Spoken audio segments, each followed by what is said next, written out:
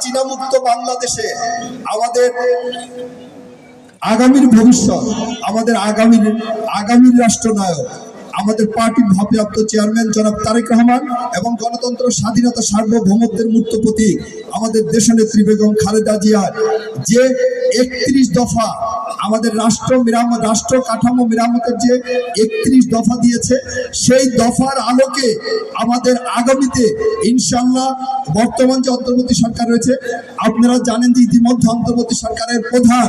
গতকালকে কিন্তু ঘোষণা দিয়েছে যে 25 সালের ডিসেম্বর অথবা 26 সালের প্রথমেই ইনশাআল্লাহ বাংলাদেশে একটা free, fair and credible election হবে। যে ইলেকশনে আপনারা জানেন যে বিগত 17 বছর এদেশে ভোটের কোনো অধিকার ছিল না, গণতন্ত্রের কোনো বালাই ছিল না, মানুষের বাক স্বাধীনতার কোনো অধিকার ছিল না। সেই সব কিছু কিন্তু আমাদের ছাত্র জনতার গণ অভ্যুত্থানের মধ্য দিয়ে 5ই আগস্ট যখন খুনি হাসিনা এদেশ থেকে পালিয়ে গেছে, তখন আপাতত আমরা স্বস্তি থাকলেও এই ভারতে বসে এই খুনি হাসিনা কিন্তু প্রতিনিয়ত দেশকে অস্থিতিশীল করার জন্য কিন্তু চক্রান্ত করে যাচ্ছে। সেই চক্রান্তের যেন আমরা শিকার না হই,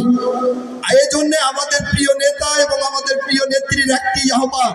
আগামীতে যে সুষ্ঠু ভোট হবে, যে ভোটের আয়োজন করা হচ্ছে, সেই ভোটে কিন্তু প্রত্যেকটা এদেশের ভোটাধিকার, ভোটের অধিকার যাদের রয়েছে, যে নাগরিকরা রয়েছে, যার ভোট তার পছন্দ মতো ব্যক্তিকেই কিন্তু ভোট দিবে। এজন্য আমাদের প্রিয় নেতা এবং নেত্রীর কথা হলো, যে কোনো মূল্যে এই ভোটারদের আস্থা কিন্তু আমাদেরকে অর্জন করতে হবে। এজন্য আমি প্রিয় নেতৃবৃন্দ আপনাদেরকে বলতে চাই যে এই 5 তারিখের পরে অনেকেই কিন্তু এখন আবার বিএনপি সেজে গেছেন। আমরা জানি যে এই আওয়ামী ফ্যাসিস্ট সরকারের প্রেতাত্মারা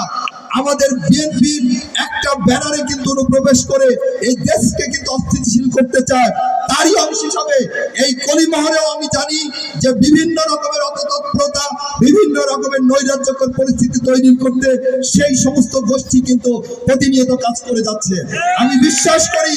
আমাদের এই যে 17টা বছর এই খুনি হাসিনার রক্তচক্ষুকে উপেক্ষা করে যারা এই জাতীয়তাবাদী শক্তির পতাকাকে সমুন্নত করে রেখেছিল, তারা ইনশাআল্লাহ এই সমস্ত অপশক্তিকে এই কলিমহর ইউনিয়ন থেকে উৎখাত করবে। আগামী নির্বাচনে